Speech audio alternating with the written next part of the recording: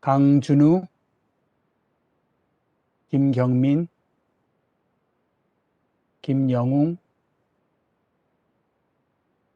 박상영,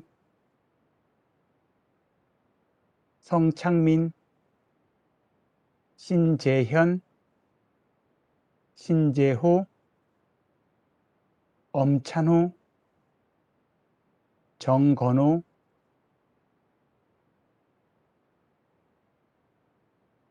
정건호 학생, 예, 다음에 한기병, 한상진,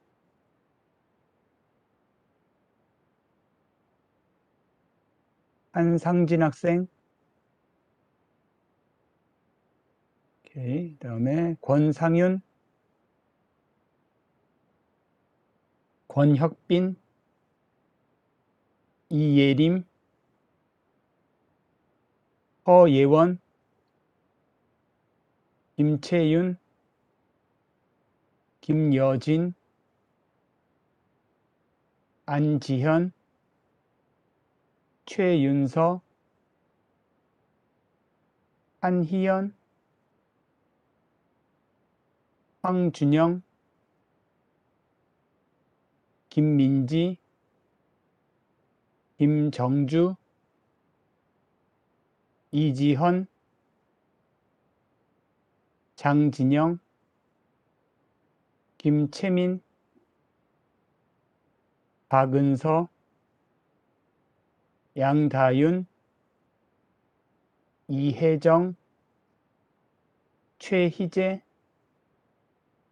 최준. 자, 출석 다 불렀고 지금 대답이 없는 학생이 한상진, 한상진 학생은 없는 거죠, 지금. 예, 혹시 중간에 들어오면은 이야기를 해주기 바래요.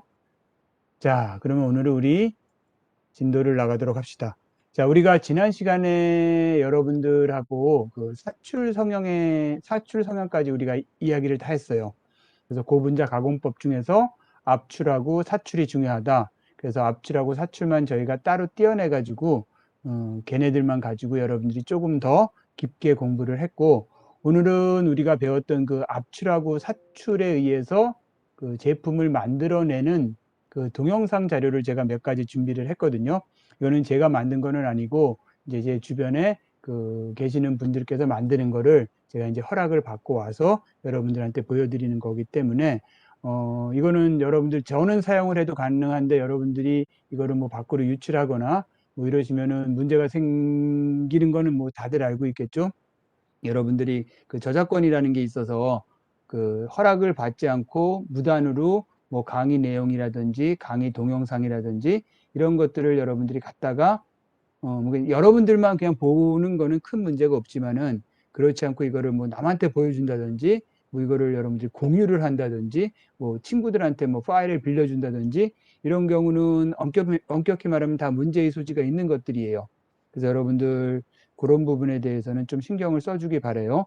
그래서 여러분들 그 학교에서 이렇게 온라인 강의했을 때 뭐 사실은 이게 녹화가 안 돼야 되는데 여러분들이 어떤 식으로든지 뭐 녹화를 해가지고 본인만이 보고 있다. 뭐 그거는 큰 문제가 되진 않아요. 근데 이걸 여러분들이 뭐 어떤 친구가 나 이거 못 봤는데 좀 빌려줘. 그래서 빌려줬다. 그러면 거기서부터는 이제 여러분들 문제가 될 수 있는 거예요. 왜냐하면은 그거는 허락을 받지 않고, 그러니까 그 강의를 한 사람 내지는 그거를 만든 사람의 허락을 받지 않고 여러분들이 빌려준 거잖아요, 누구한테. 예, 그런 부분에 대해서는 그건 여러분들 나중에 혹시나 그게 이제 문제가 될 소지가 있기 때문에 여러분들 그런 부분은 굉장히 좀 조심을 해주세요. 이게 온라인 강의가 되면서 그런 일이 이제 생길 수밖에 없는 상황이 생기는데 여러분들이 그럴 때 사실은 여러분들이 그런 부분에 대한 거를 생각을 많이 못할 때가 많단 말이죠. 그래서 여러분들 가능하면은 여러분들 그냥 실시간 강의를 들으면서 여러분들 나름대로 정리를 하는 게 제일 좋고, 혹시나 이거를 뭐 여러분들이 어떠한 경로를 통해서, 그러니까 여러분들 제가 알고 있기로는 그 원칙적으로 여러분들이 온라인 교수님들이 온라인 강의를 하는 거는 녹화는 못하게 돼 있어요, 여러분들이. 근데 또 워낙 여러분들이 그 여러 가지 방법들을 이용을 해서 이걸 뭐 녹화를 하는 친구들도 있을 것 같기는 해요. 그런데 그거를 자기만 보고 뭐 그냥 폐기를 해버리면 좋은데 그걸 여러분들이 가지고 있다가 뭐 옆 친구한테 빌려준다든지 뭐 후배한테 준다든지 뭐 이제 이러면은 거기서부터는 여러분들 다시 말씀드리지만은 문제가 되는 거예요. 그다음부터는. 그런 부분에 대한 거는 여러분들이 그 저작권에 대한 거는 사실은 우리가 별로 생각을 안 하는 부분인데 그게 의외로 중요하고 그것 때문에 문제가 되는 소지가 많은 거죠. 그래서 여러분들이 꼭 이것만 아니고 어디다가 이런 뭐 SNS 같은데 여러분들이 파일을 올린다든지 아니면 친구한테 무슨 파일을 준다든지 했을 땐 그 파일이 그렇게 그 돌려서 봐도 되는 건지에 대한 걸 여러분들이 확실히 해줄 필요가 없어요. 해줄 필요가 있어요. 만약 그걸 여러분들이 아무런 개념 없이 잘못 그러니까 유통을 시키는 거죠. 유포를 했다가는 그게 나중엔 여러분들 문제가 될 소지가 있으니까 여러분들 그거 좀 신경을 써주시고 그래서 오늘 제가 여러분들한테 보여드린 동영상 자료는 여러분들 뭐 소장까지 할 정도로 그렇게 값어치가 있는 건 아니니까 여러분들 보신 다음에 그냥 이해를 하시고 이거를 제가 여러분들한테 보여드리는 이유는 다시 한번 말씀드리지만은 여러분들이 이제 이론적으로는 압출 사출이 뭔지 이제 머릿속에 어렴풋이 이제 개념이 잡히고 뭐 안단 말이죠. 하지만 실질적으로 여러분들이 이거를 보면은 그것들이 더욱더 확실하게 이제 여러분들 머릿속에 개념이 잡히겠죠. 그리고 이 동영상 자료를 보면서 그때 수업 들었을 때 이렇게 이야기한 부분은 요거구나 라는 걸 여러분들이 알아두셨으면 좋겠어요. 죄송합니다. 자, 그리고 또 하나는 지금 여러분들한테 보여드리는 동영상 자료는 그 백그라운드가 없기 때문에, 그러니까 오디오는 없어요. 오디오는 없으니까 오디오가 혹시 그러니까 안 들려도 문제가 되는 게 아니고, 그러니까 원래 오디오가 없는 거예요. 그래서 여러분들 아무 소리도 안 날 거고, 제가 중간중간에 이제 필요한 부분에 설명을 드릴 거고, 혹시나 제가 이제 플레이를 해드렸는데, 그 동영상 자료가 안 나온다, 안 보인다 하는 사람들은 채팅창을 통해서 저한테 이야기를 해주시면은 제가 문제를 해결해 가지고 모든 사람이 다 볼 수 있도록 하겠습니다. 자, 일단은 여러분들 이제 공유를 하고 볼 테니까 한번 여러분들 보도록 합시다.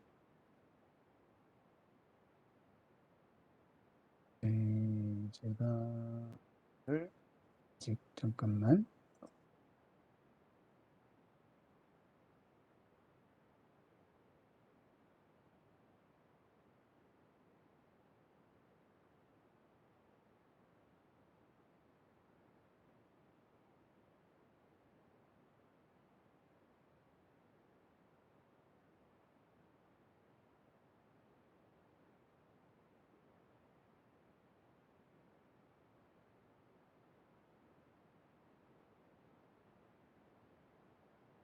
자, 지금 혹시 그 화면에 어떤 동영상 자료가 지금 제가 띄워놨거든요. 공유를 했거든요.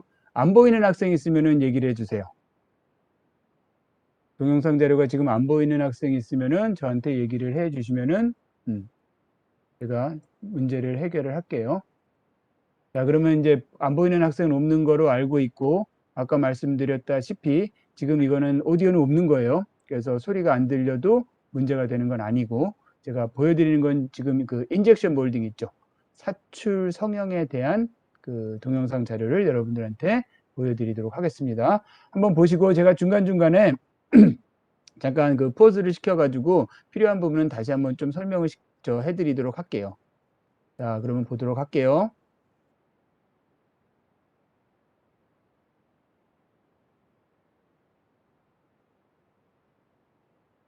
자, 지금 인젝션 몰딩에 대한 부분이고, 자, 지난번에도 말씀드렸지만은 이 부분이 우리가 사출기에 해당되는 거죠.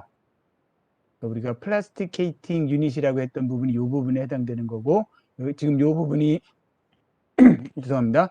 호퍼에 해당되는 거고, 이제 이 호퍼 안에는 그 플라스틱 수지가 들어가 있어요. 그럼 얘네가 이제 떨어져 가지고 여기서 용융이 돼 가지고 지금 이거는 이제 스크류 타입이죠. 여기에 스크류가 있을 수도 있고 플런저가 있을 수도 있다고 말씀을 드렸죠. 그러면 스크류 또는 플런저가 멜팅 상태의 고분자를 이제 앞으로 미는 거죠. 그리고 이 부분이 이제 클램핑 유닛에 해당되는 거죠. 클램핑 유닛이 있는 부분은 금형이 있는 부분이라고 말씀을 드렸어요. 아까 잠깐 봤지만은 이제 픽스드, 스테이셔너리 그 플레이트가 있죠. 고정된 금형이 있고 움직이는 금형이 있어서 지금 움직이는 금형이 와가지고 닫히는 거예요, 지금. 닫히면은 멜팅이 들어가고 냉각시키고 빼내고 이제 그런 사이클로 돌아가겠죠. 자, 한번 보도록 합시다. 지금 멜트가 이제 들어가고 있고, 이제 홀딩을 시켰다가 열리면서 제품이 나오고, 지금 제품이 저런 제품이 나오는 거예요. 그래서 이런 것이 이제 사이클이 되면서 계속 나가겠죠. 이제 각각의 이제 부분을 조금 더 자세히 여러분들한테 이제 보여드리도록 할 거예요.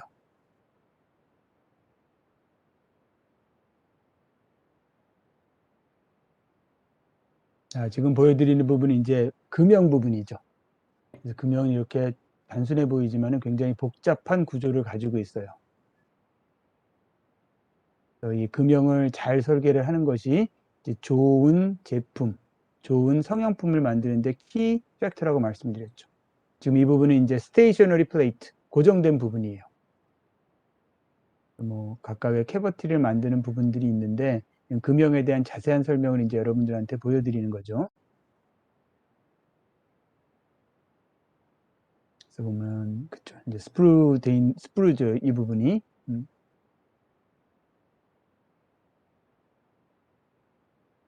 이쪽은 이제 무빙, 움직이는 플레이트예요.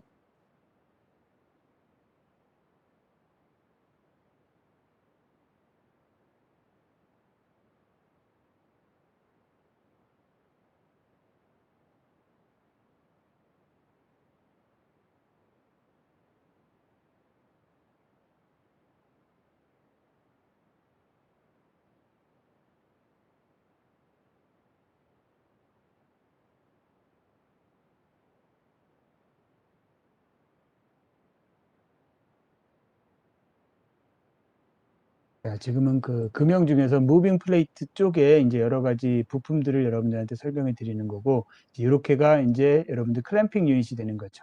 몰드가 닫히면, 그다음에 그쵸, 멜트를 여러분들이 인젝션 한 다음에 이제 홀딩을 해주는 거죠. 홀딩 내지는 이제 패킹이라고 이야기를 해요. 그다음에 그 홀딩하고 그다음에 이제 쿨링을 냉각을 시켜주고, 냉각이 되면은 몰드가 열리면서 그 안에 있는 제품을 이젝트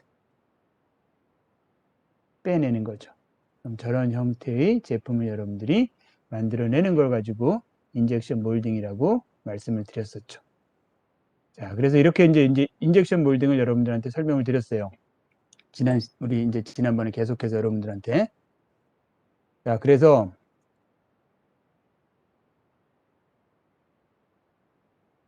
자, 이 사출 성형하고 압출 성형의 가장 큰 차이는 뭐냐면은 금형이 있고 없고가 가장 큰 차이점이라고 여러분들한테 말씀드렸죠. 그리고 사출 성형에서는 금형을 어떻게 잘 설명하느냐가 최종적인 성형품을 제대로 잘 만들어내는지와 아주 밀접한 관계가 있고, 금형이 잘 설계가 되지 않았을 때 나올 수 있는 몇 가지 불량품이 나왔을 때 그 불량에 대해서도 여러분들한테 말씀을 드렸었어요. 자, 이렇게 해가지고 우리가 이제 인젝션 몰딩에 대한 이야기를 받고, 다음은 이제 플레이트, 그 몰드에 대한 이야기를 조금 더 여러분들한테 하도록 할게요. 자, 지금 이거는 이제 그 몰드가 투 플레이트로 됐다는 거예요. 우리 아까 여러분들 몰드를 설명했을 때 잠시만요. 지금 질문을 한 친구가 있어서 제가 한번 질문을 보겠습니다. 한상진 학생은 이번 수업 끝나고 제가 말씀을 드릴게요. 자, 무슨 얘기를 하다 말았죠? 우리가 이제 몰드, 그 금형에 대한 이야기를 할 때, 금형은 기본적으로 하나는 고정되어 있고 다른 하나가 이제 붙었다가 띄어졌다 이렇게 움직이는 거를 여러분들한테 말씀을 드렸는데, 그 플레이트가 2개로 되네, 3개로 되네, 4개로 되네, 이렇게 여러 가지가 있어요. 그 안에 들어가 있는 성형품의 모양이 복잡하면 복잡할수록 그 플레이트가 여러 개가 돼요. 그래서 지금은 이제 가장 기본적인 투 플레이트 짜리 몰드를 여러분들한테 다시 좀 보여드리도록 할게요.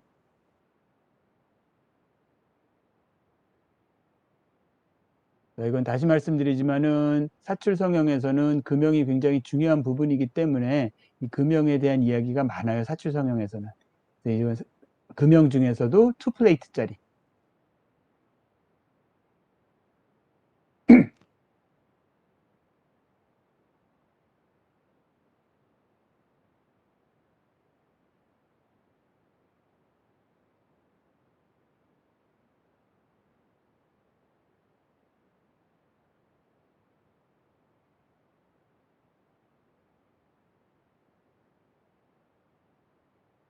이번에는 무빙 파트죠. 움직이는 부분.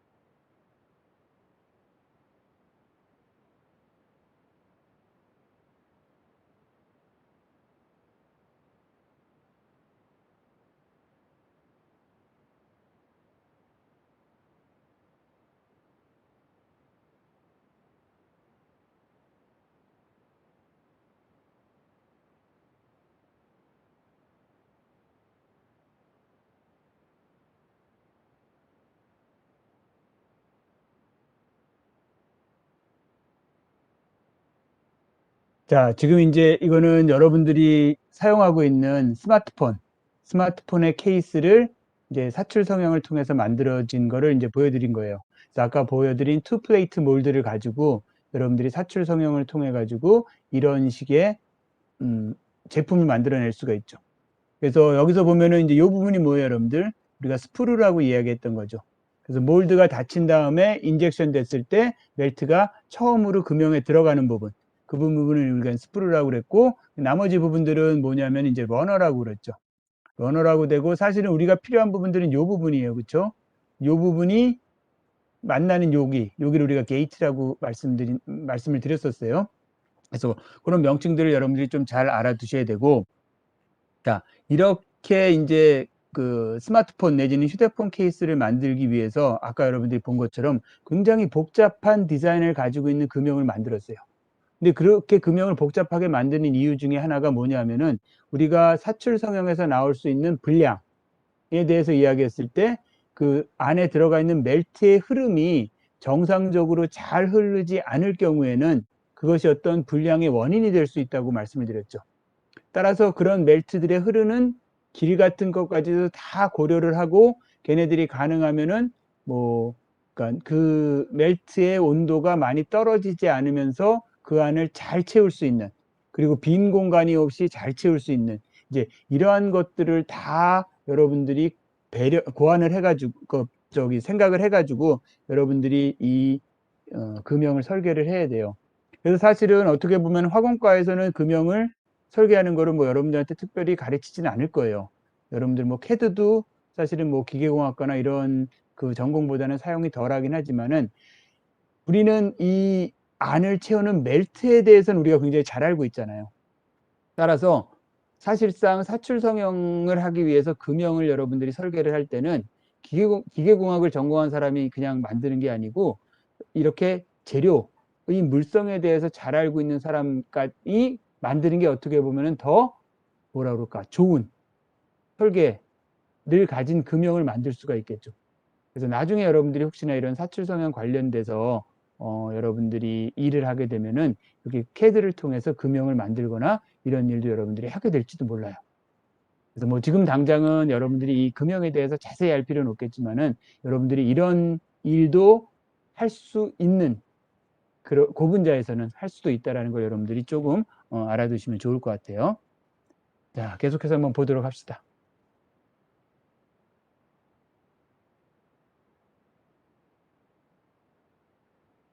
자, 지금 설명하려고 그러는 건 뭐냐면은 여기 보이는 요거는 어떻게 보면은 굉장히 조금 생뚱맞은 부분이잖아요.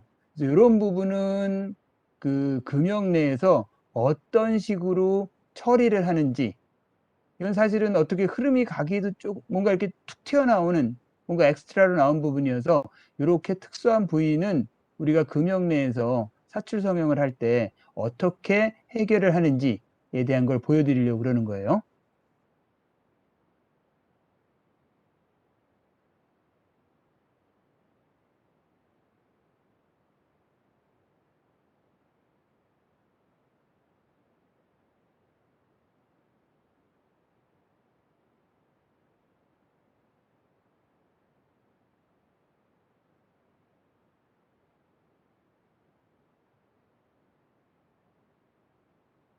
자, 그래서 이제 이런 부분은 지금 여러분들 방금 본 것처럼 그 금형 내에 뭔가 움직이는 부분이 있어서 원래는 그 부분을 막고 있다가 그럼 막고 있으면 고기에는 멜트가 채워지지 않겠죠. 그다음에 냉각이 다 끝난 다음에는 고기를 뚫어주면은 저런 식으로 툭 튀어나오면서 뭔가 빈 공간을 가지고 있는 부분들도 만들어지죠. 그래서 다시 한번 말씀드리지만은 금형을 만들 때는 그냥 뭐 모양이 단순한 거는 굉장히 간단하게 그 금형을 만들 수 있겠지만은 모양이 복잡하면 복잡해질수록 그 금형을 설계하는데 굉장히 큰 노고가 들어가야 돼요. 여러분들 그런 거를 조금 알아두실 필요가 있고. 자, 다음은 이제 금형 중에서 금형 중에서 여러분들 그 어, 우리 그 플레이트가 3개짜리를 여러분들한테 보여드리려고 그래요. 잠깐만 뭐가 좀 잘 안 된 것 같아서.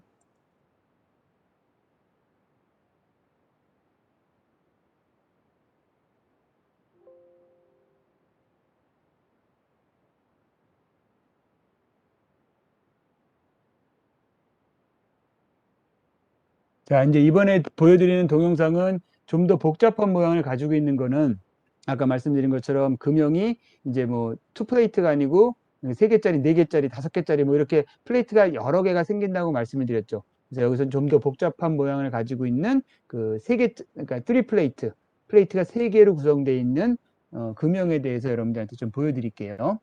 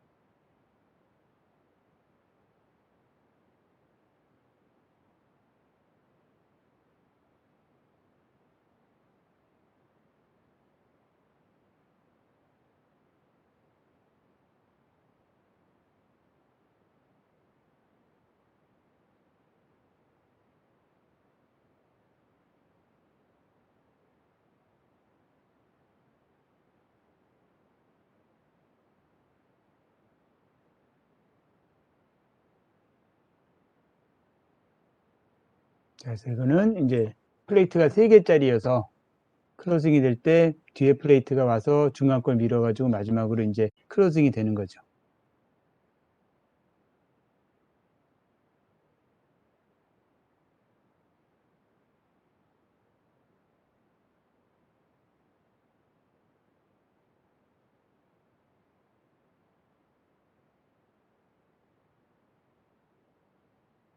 자, 그래서 우리가 3플레이트, 플레이트가 3개짜리 몰드에 대해서 여러분한테 말씀을 드렸고, 다음번은 여러분들한테 그 익스트루전 블로우 몰딩에 대한 동영상 자료를 좀 보여드릴게요.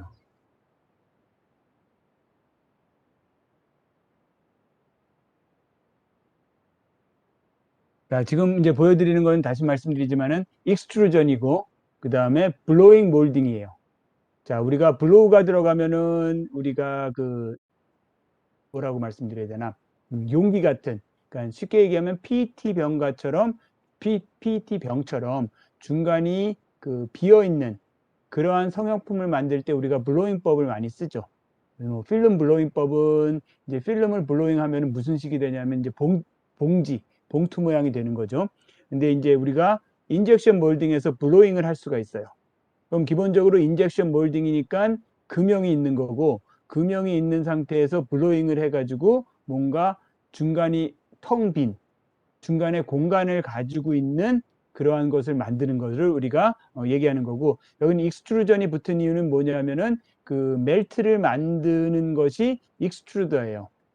그러면 익스트루더면은 우리가 지난 시간에 배웠던 것처럼 이건 연속 공정이기 때문에 얘는 여러분들이 이제 보시면 알겠지만은 이게 중간에 그러니까 멜팅이 쉬지가 않고 계속해서 생산이 돼서 공급을 해도 생산품이 만드는 그런 연속 공정으로 인젝션 몰딩을 만들어 놨어요. 그래서 그 부분을 여러분들이 중점을 둬서 좀 보도록 합시다.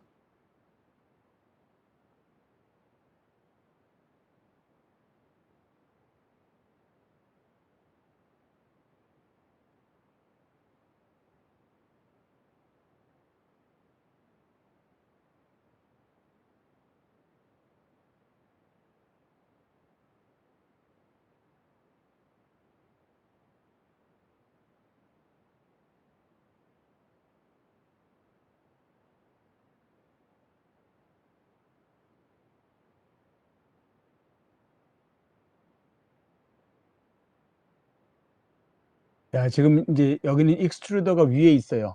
그래서 여러분들이 이 부분이 이제 호퍼에 해당되는 거고, 호퍼에서 수지가 내려오면 지금 여기 정면으로 보여서 그렇지, 이게 이제 배럴하고 이 안에 스크류가 있을 거예요. 그 다음에 이 부분이 이제 다이에 해당되는 거죠. 그래서 멜트가 나오는 건데, 다시 말씀드리지만은, 익스트루저는 스크류가 그냥 계속해서 앞으로 회전을 하기 때문에, 이 멜트가 그러니까 계속해서 생산이 돼서 이제 이송이 되는 거예요. 따라서 우리가 일반적으로 알고 있는 인젝션 몰딩에서는 인젝션이 된 다음에 패킹을 하는 동안, 그러니까 홀딩을 해가지고 쿨링이 되는 동안은 이제 멜트가 나오면 안 되죠. 근데 얘는 익스트루더가 붙었기 때문에 그렇게 쉴 데가 없이 계속해서 멜트는 나오는 거예요. 그럼 그 멜트가 나오는 거를 어떤 식으로 해결하는지 여러분들이 그 부분을 조금 주의해서 보면은 더 좋을 것 같아요.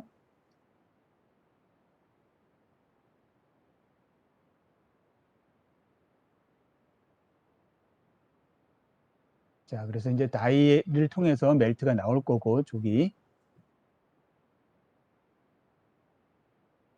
자, 여기는 그래서 어큐뮬레이터라는 장치가 있어요. 그다음에 저 아랫부분이 이제 몰드니까 몰드가 있어야 되겠죠. 금형이 있어야 되겠죠. 몰드가 열리면은 멜트가 나오면 걔네를 몰드 안에 채워줘요. 이런 식으로. 그리고 나서 이거를 어큐뮬레이터에 가면은, 자, 근데 이제 여러분들이 중점적으로 봐야 될 게, 자, 여기서 이제 일로 가져갔잖아요. 그럼 여기서 이제 블로잉을 할 거예요. 블로잉을 할 건데, 여기는 말씀드린 것처럼 익스트루더에서는 계속해서 멜트가 나오잖아요. 그 멜트가 쉬지 않고 나오는 거를 잡기 위해서 어떻게 됐어요? 또 옆에 있는 어큐뮬레이터가 하나 일로 갔죠. 그래서 이런 식으로 해서 연속적으로 공정을 만들 수가 있다라는 거예요. 저쪽에 잡는 동안에 저쪽에서 이제 블로잉을 해주는 거예요. 나오면 다시 멜트를 잡아주고.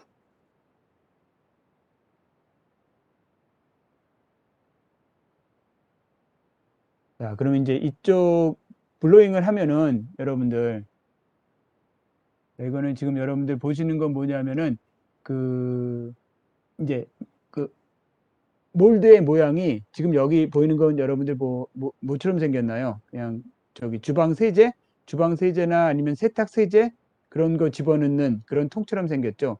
그러니까 그 몰드가 그것처럼 생긴 거예요. 그럼 그 안에 멜트를 채워준 다음에 거기다 블로잉을 해주면은 중간에 이제 강한 그 공기를 집어넣어 주는 거니까 얘네들이 바깥으로 훅 퍼지겠죠. 퍼지면서 이 세제 용기 모양의 그 바깥 부분을 다 채우는 거죠. 그리고 냉각이 된 다음에는 이쪽에 오면은 뭐냐면은 그 주변에 나와 있는 약간 그러니까 일종의 바리 같은 거죠. 뭔가 이제 좀 그 모양이 예쁘지 않게 나온 것들을 이제 커팅해 주는 부분이에요.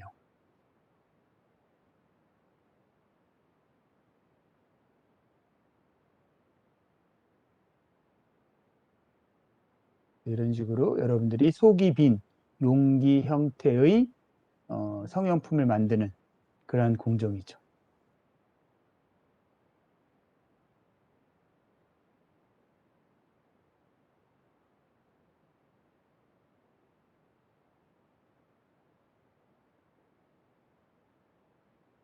자, 그래서 여러분들한테 방금 보여드린 거는 익스트루더가 달린 인젝션 몰딩인데, 뭐 그래도 하여튼 기본적으로 몰드가 있으니까 우리가 이거는 이제 인젝션 몰딩 중에 하나인데, 우리가 사출기가 아니고 압출기가 달린 거고, 따라서 이거를 연속 생산 공정으로 하기 위해서 어떠한 시스템을 만들었는지 여러분들이 봐주시면 되고, 이거는 이제 인젝션 몰딩 중에서도 블로잉 몰딩에 해당되는 거죠. 속이 빈 용기 형태를 만드는 데 쓰는 것들이에요. 자, 다음에 이제 여러분들한테 보여드릴 거는,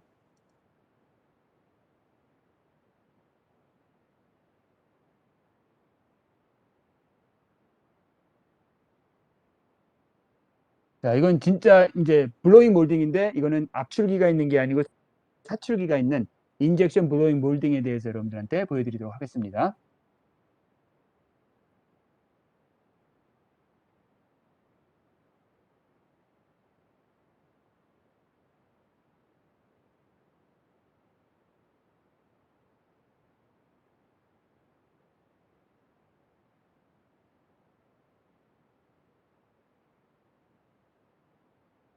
자, 이제 동영상 자료를 보기 전에 여러분들한테 하나 말씀드릴게. 자, 인젝션 몰딩, 그러니까 사출 성형의 단점 중에 하나는 뭐냐면은 사이클이 있기 때문에 연속 공정으로 만들기가 어려웠어요. 그리고 연속 공정이 안 된다는 것은 결국 무슨 얘기냐면은 생산성이 떨어진다라는 거죠. 그러니까 연속해서 계속 제품을 만들어내는 게 아니고 뭔가 쉬는 텀이 있는 것들은 그만큼 생산 속도가 떨어질 거란 말이죠. 그래서 그런 단점을 보완하기 위해서 인젝션 몰딩임에도 불구하고 여러 가지 사람들이 시스템을 고안을 해가지고 그 인젝션 몰딩도 연속 공정처럼 만들려고 그래요. 그래서 여러분들이 바로 전에 봤던 익스트루전 블로잉 몰딩도 그런 것의 일환이죠. 지금 여기서도 여러분들이 조금 눈여겨보실 것들이, 뭐 공정 자체도 여러분들이 눈여겨보셔야 되겠지만은, 이것도 인젝션 몰딩임에도 불구하고 뭔가 연속 공정으로 만들기 위해서 사람들이 어떤 그 장치를 고안을 해가지고 여기다가 그 투입을 했어요. 그래서 이거는 인젝션 몰딩임에도 불구하고 연속 공정으로 가는 거, 그것도 여러분들이 조금 눈여겨보실 부분 중에 하나예요.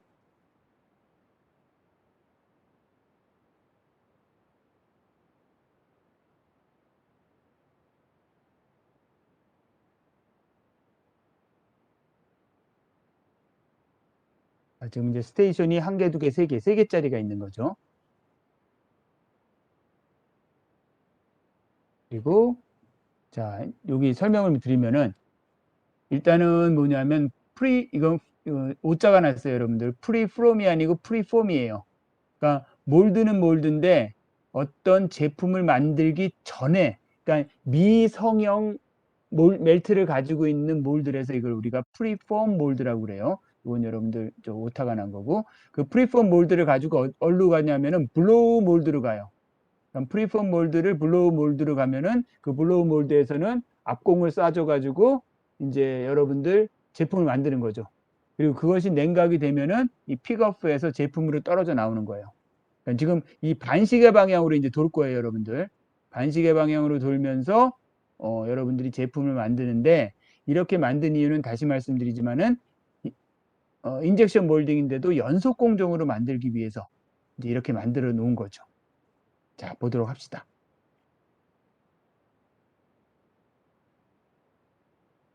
자, 프리폼 몰드에서 이제 어떻게 되는 거냐면은 여기서 프리폼이 인젝션이 돼요. 그러니까 성형 전 단계의 멜트가 인젝션이 된 다음에 얘가, 자, 그래서 이거는 그냥 여러분들 일종의 튜브 모양이라고 생각하면 될 거예요.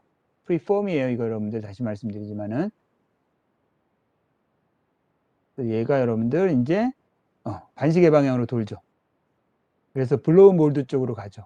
블로우 몰드에 가가지고 압공을 확 쏴줘요. 그러면 아까 그 프리폼이 블로잉이 되면서 어떻게 되냐면은 용기 모양이 돼요.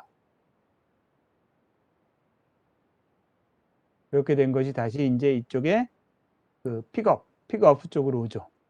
그래서 저는 용기 모양으로 된 다음에, 그러니까 버트를 지금 만들고 있죠. 우리가 PET 병 같은 거를. 그다음에 얘가 다시 반시계 방향으로 돌아가지고 이 픽업에서 제품으로 떨어져요.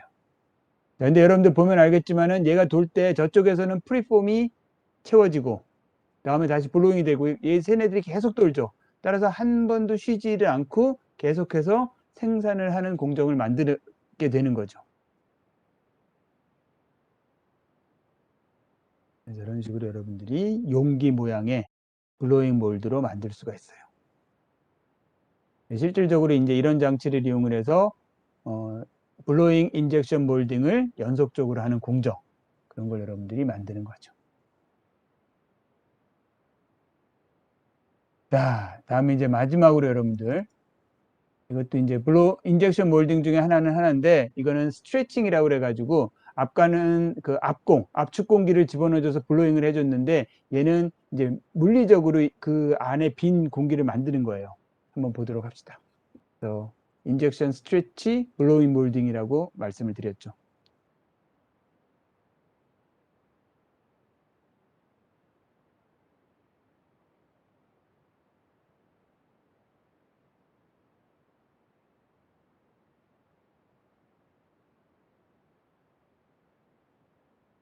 그래서 이건 프리폼을 아까 말한 것처럼 프리폼이라는 거는 여러분들이 그 멜트 중에서, 그러니까 멜트를 약간 굳혀나가, 그러니까 원래 여러분들이 만들고 싶은 모양 전 단계로 멜트를 굳혀놓은 거예요.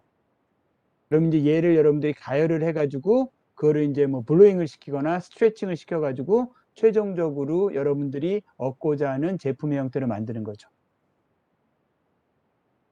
그래서 지금 이건 약간의 그 튜브 형태를 가지고 있어요. 프리폼은. 근데 이 프리폼을 어떻게 만드냐면은 이제 가지고 스트레치 로드를 가가지고 여기서 스트레칭을 시켜가지고, 그러니까 약간 그러니까 뻥튀기를 한다고 여러분들 생각하시면 될 거예요. 자, 몰드는 이제 용기 형태의 몰드가 돼 있는 거고.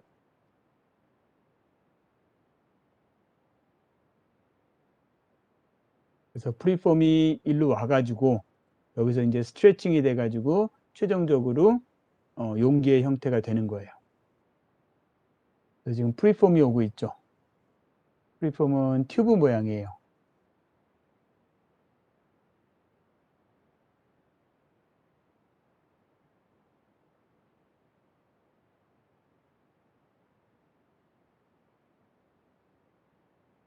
얘네들을 이제 스트레칭이 하려면 조금 뭐라 그럴까, 잘 움직이는 상태가 돼야 되겠죠. 그래서 히팅을 시켜주는 거죠.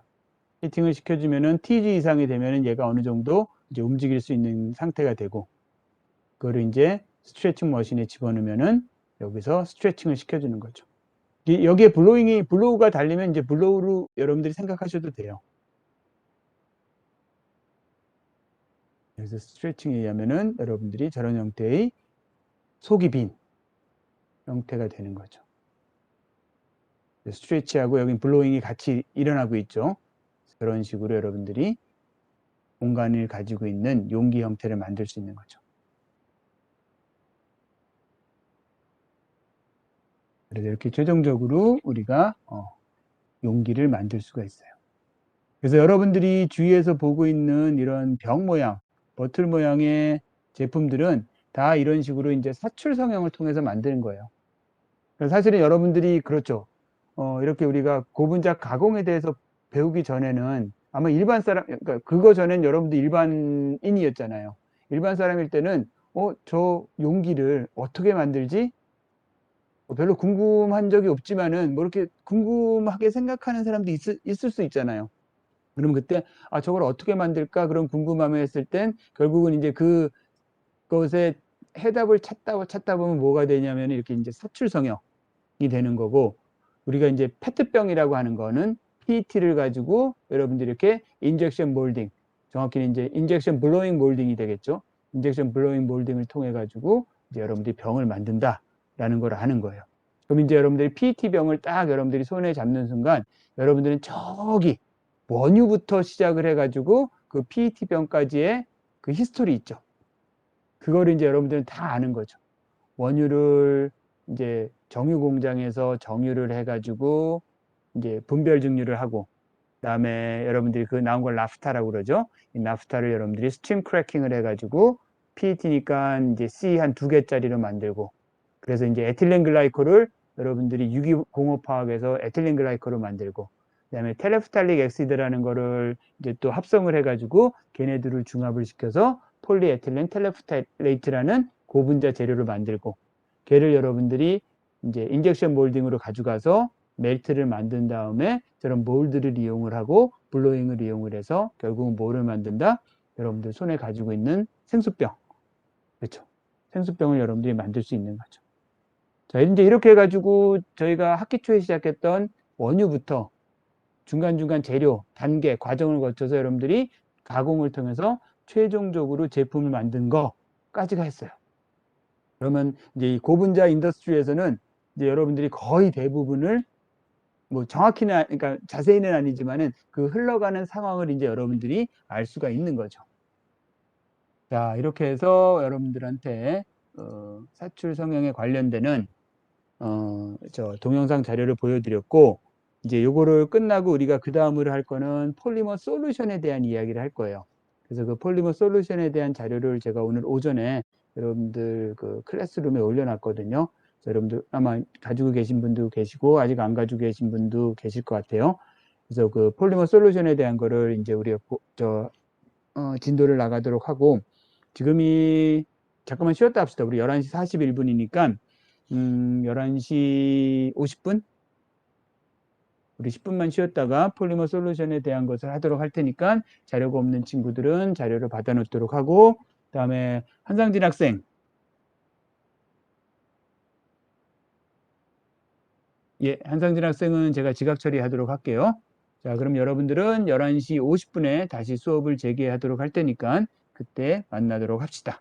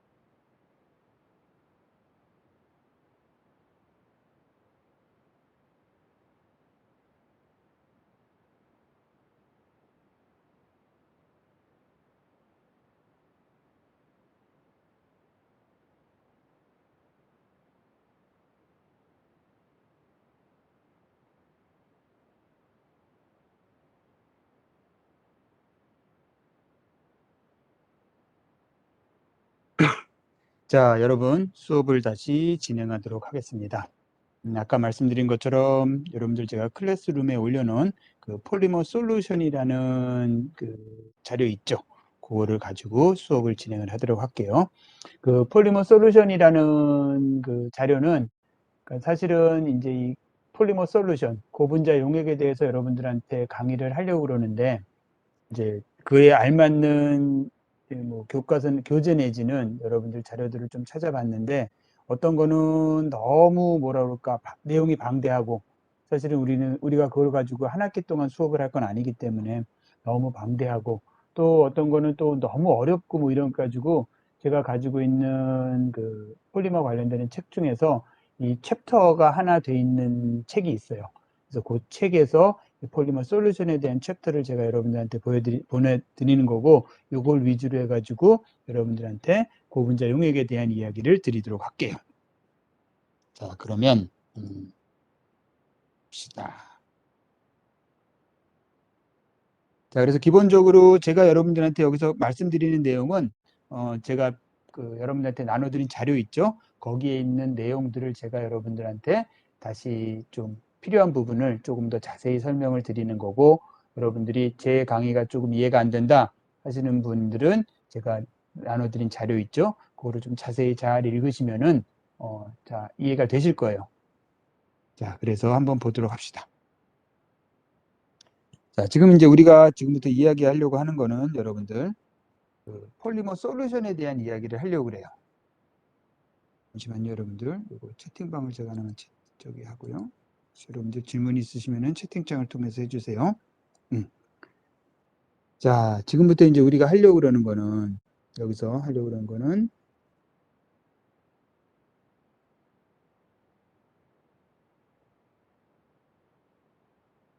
폴리머 솔루션에 대한 이야기를 하려고 그러는 거죠. 그 폴리머 솔루션에 대한 이야기를 하려는 거고 이 폴리머 솔루션은 자, 이 우리나라 말로 하면은 고분자 용액이 되겠죠. 자, 꼭 폴리머가 아니고 여러분들 솔루션이 가지고 있는 의미는 뭐예요? 솔루션은 기본적으로 뭐뭐로 구성이 돼야 되죠, 여러분들? 솔루트하고 플러스 솔벤트를 구성이 돼야 되겠죠. 그러니까 솔루트가 우리나라 말로 하면 용질이 솔벤트, 용매에 용해가 되어 있는 상태를 우리가 솔루션이라고 이야기를 해요. 그래서 솔루션은 기본적으로 이거는 단일물이, 그러니까 순수한 물질이 아니고 이거는 뭐예요, 여러분들? 혼합물이죠. 뭐와 뭐의 혼합물이에요? 솔루트와 솔벤트의 혼합물이죠. 그러면 폴리머 솔루션 그러면 이 중에 고분자가 뭐에 해당되는 거예요? 그렇죠? 고분자가 솔벤트가 되지는 않겠죠. 그래서 우리가 지금 다루고자 하는 고분자 용액에서는 솔루트가 바로 우리가 이야기하는 고분자가 되는 거죠. 자, 이 폴리머 솔루션, 고분자 용액은 여러분들 어디서 들어봤어요? 뭐 여러 군데에서 들어봤는데 우리가 이거를 조금 여러분들한테 중점적으로 다는 거는 고분자 가공할 때 우리가 용액 캐스팅법이라는 거를 말씀을 드렸어요. 이거는 필름 형태의 고분자를 가공을 하는 건데 넓은 판 위에 고분자 용액을 잘 도포를 시켜서 전개를 시켜가지고 거기서 용매를 제거를 하면은 이제 고분자만 남아서 굳어지고 필름 형태가 되니까 필름을 가공하는 방법으로 고분자 용액을 이용한 용액 캐스팅법에 대해서 말씀을 드릴 때 여러분들한테 고분자 용액에 대한 말씀을 드렸어요. 그러면서 이제 결국 제가 말씀드린 게 고분자를 여러분들이 가공을 하려고 그러면은 고분자를 뭔가 변형하기 쉬운 상태로 만들어야 되겠죠. 그러니까 결국은 고분자를 가공하기 위해서는 고분자를 여러분들이 플로우상, 그러니까 흐를 수 있는 상으로 만들어야지 얘를 변형시키는 데 들어가는 응력이 적어지잖아요. 그게 결국은 가공이 쉽다, 가공이 용이하다 라는 이야기로 여러분들이 이야기할 수 있는 거니까. 그러면 플로우상으로 만들 수 있는 거는 두 가지가 있다고 그랬죠. 그렇죠? 고분자 용액으로 되어 있는 거 또는 고분자를 멜트 형태로 만드는 거 했을 때 이제 여러분들한테 고분자 용액에 대한 이야기를 드렸어요. 자, 그럼 결국은 이제 여러분들이 궁금한 건 이거죠. 그러니까 우리가 알고 있기에 고분자 그러면 굉장히 안 녹을 것 같아요. 그렇죠? 그러니까 여러분들이 알고 있는 고분자는 대부분 제품 형태로 된 것이고, 이렇게 제품 형태로 된 것 중에는 물에 녹는 건 여러분들이 본 적이 거의 없을 거란 말이에요. 그래서 많은 일반인들이 고분자 그러면은 얘는 왠지 녹지는 않을 것 같은 생각이 들어요. 하지만 고분자도 녹을 수가 있어요. 고분자도 자기하고 맞는 솔벤트를 찾으면은 녹을 수가 있어. 그러면 A라는 고분자는 과연 어떤 솔벤트에 녹을지가 이제 우리의 관심사가 되는 거죠. 그러니까 여러분들이 예를 들어 PP를 가지고 어떤 제품을 만들려고 그러면은 그 PP를 여러분들이 용액으로 일단 만들 필요가 있을 수도 있단 말이에요. 그러면 PP, 폴리프로필렌이 녹을 수 있는 용액은 과연 무엇일까? 궁금할 거 아니에요. 그리고 여러분들이 제품을 만들려고 그러면은 그 용액을 찾아야 되고, 그럼 우리가 이 폴리머 솔루션에 대한 공부를 하는 거는 일단 기본적으로 어떤 고분자는 어떤 용액에 녹느냐 안 녹느냐, 녹일 수 있느냐 못 녹이느냐, 이걸 여러분들이 알아야 되고, 그 다음에 고분자 용액이 되면은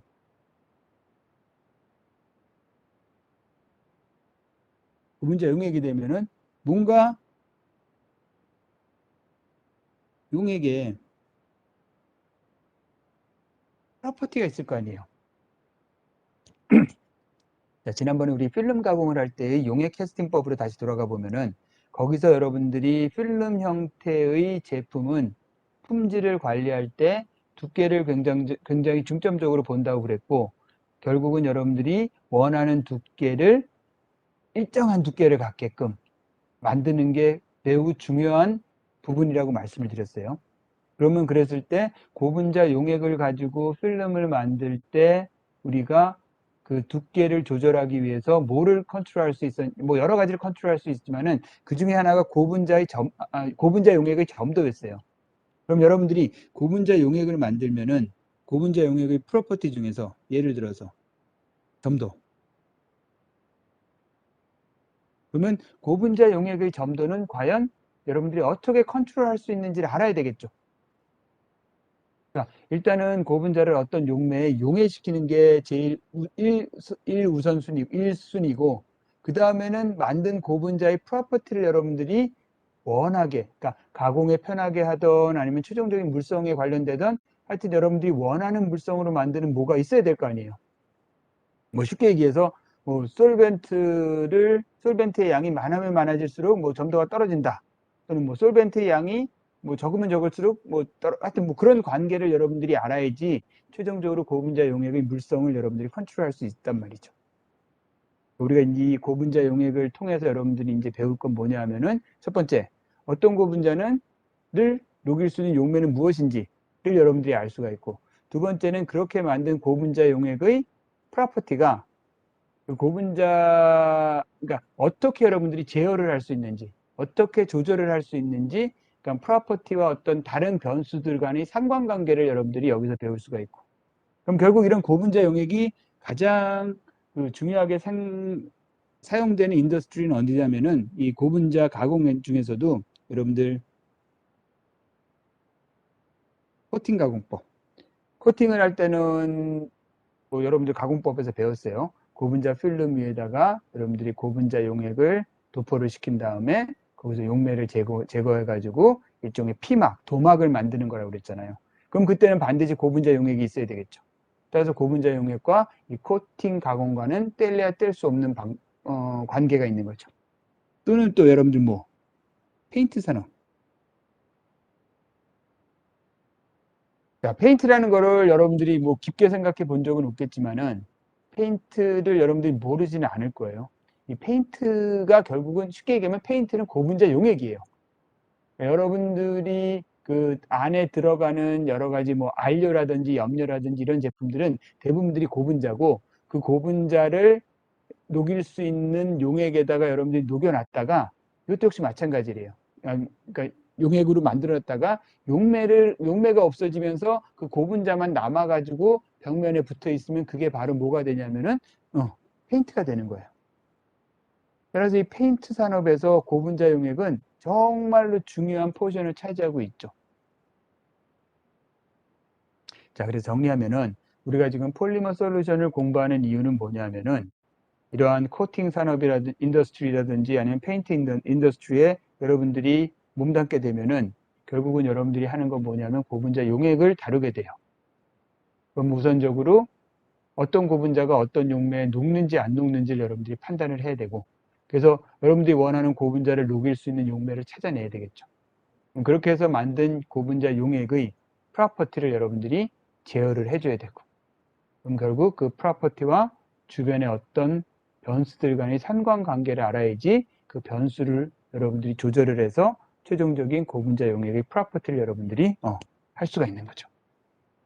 자, 그래서 이제 이 폴리머 솔루션 토픽을 통해서 여러분들이 이제 배워야 될 것들에 대한 것을 말씀을 드렸고, 자, 그럼 이제 여러분들한테 폴리머가 과연 일단 첫 번째, 얘네들은 어떤 메커니즘으로 녹고 어떤 고분자는 어떤 고분자에 녹지 않는지, 이제 그러한 폴리머의 솔루빌리티에 대한 이야기를 할게요.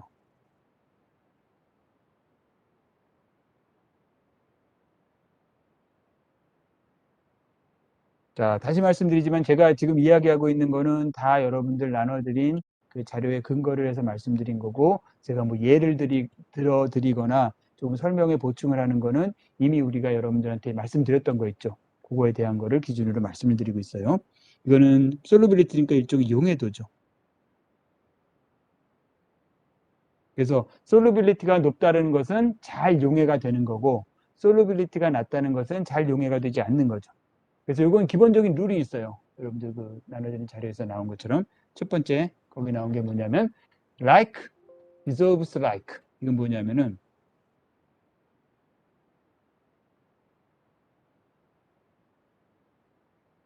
그래서 like는 뭐뭇을 좋아하다가 아니고 뭐뭇과 비슷하다, 뭐뭇과 유사하다는 거예요.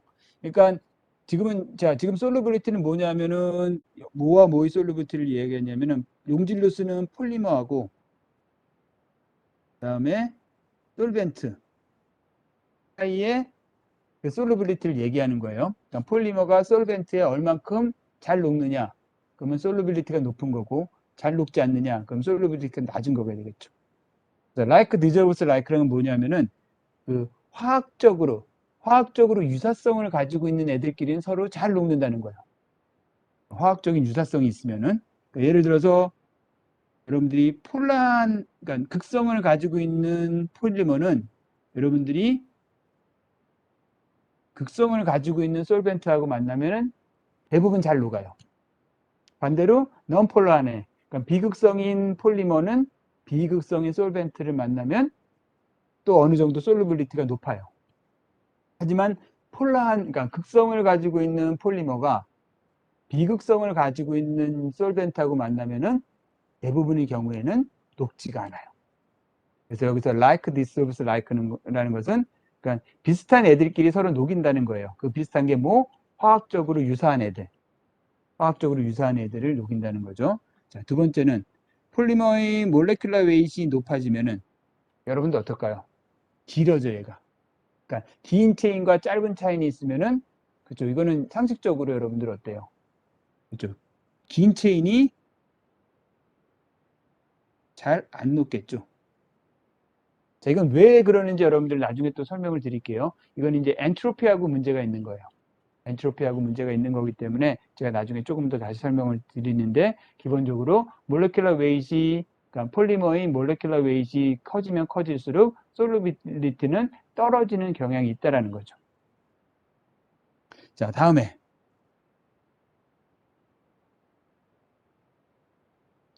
자, 크리스탈리니티.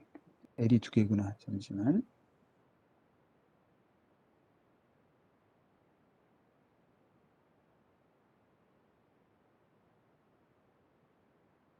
결정화도죠, 결정화도.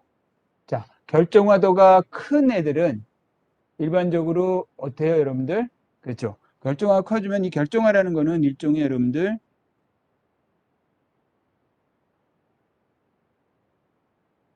크로스 링킹의 역할을 해요.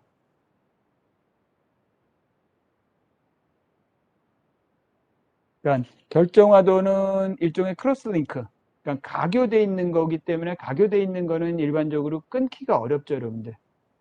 얘를 끊어야지 그리고 용해가 되는 거니까. 따라서 크리스탈 에너지는 기본적으로 솔루빌리티를 떨어뜨려요. 그래서 그러니까 결정화도가 커지면 커질수록 솔루빌리티는 떨어지는 그러한 역할을 하게 되는 거죠. 자, 다음은 이제 여러분들한테 말씀드린 게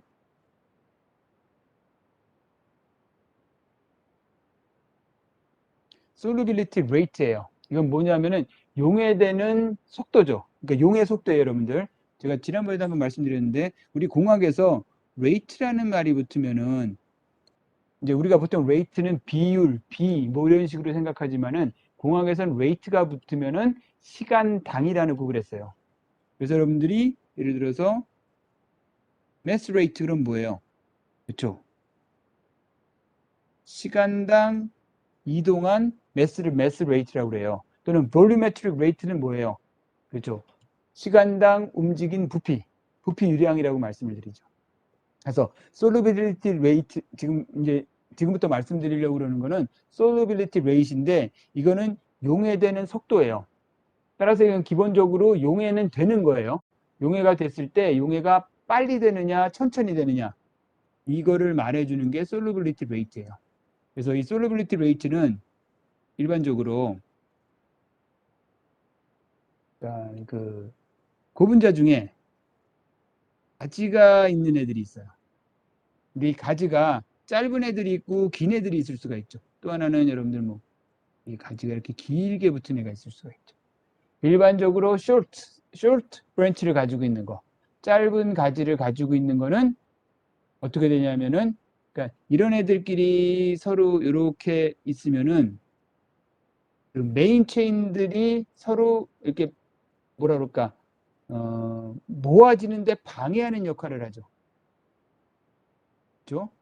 그러니까 짧은 가지들이 있으면은 그 메인 체인들이 서로 이렇게 좀 모여 있으려고 그래도 그 짧은 가지들끼리 서로 중간에 걔네들을 못 만나게 한단 말이에요. 그래서 짧은 가지는 주사슬들이 뭉치는 것을 방해하기 때문에 용매가 이 안으로 잘 스며들어가죠. 따라서 솔루빌리티 레이트가 커져요. 이럴 경우에는. 때는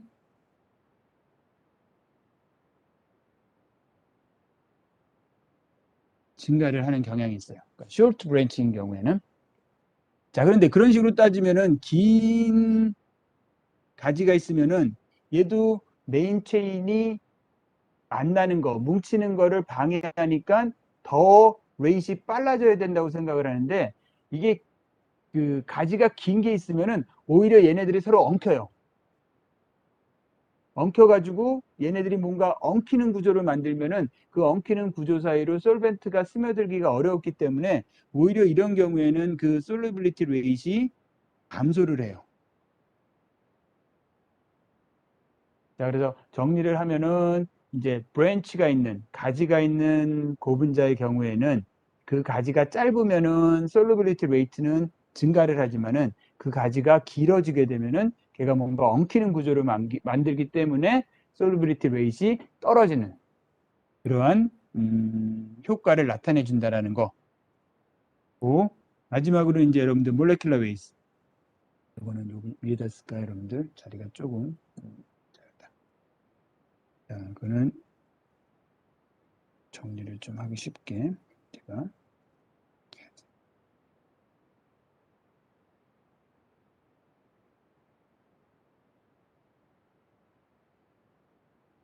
자, 몰레큘러 웨이트 증가하면은 이건 어떻겠어요, 여러분들? 그냥 상식적으로 생각하면 몰레큘러 웨이트 증가하면은 뭔가 긴 애들이 많으니까 걔네들이 엉킬 가능성이 많겠죠. 그렇게 엉켜 있으면은 이제 그 사이로 솔벤트들이 막 스며들어 가지고 녹여야 되는데 그 시간이 오래 걸리겠죠. 그래서 몰레큘러 웨이트가 커지면 커질수록 웨이트는 역시 떨어지는 경향이 있는 거죠. 그래서 이렇게가 여러분들 그 지금 첫 페이지에 여러분들 제가 나눠드린 자료 첫 페이지에 있는 내용들을 정리를 한 것들이에요. 자, 이건 뭐 물론 자료에 있는 거지만은 여러분들이 좀 정리를 하실 필요가 있을 것 같아서 제가 정리한 시간을 조금 드리도록 하겠습니다.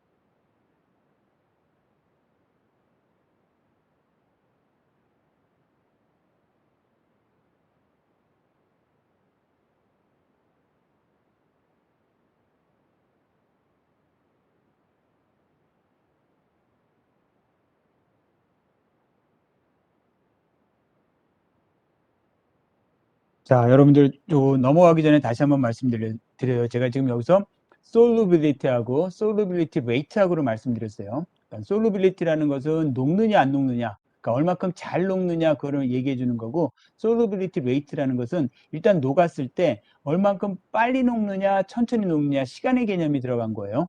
이 두 개를 여러분들 헷갈리시면 안 돼요. 그래서 그거에 대한 말씀을 드렸고, 그래서 이제 여러분들 그 자료에 예제가 하나 나와 있죠. 예제에 대한 설명을 좀 하도록 합시다. 예제를 보도록 할게요.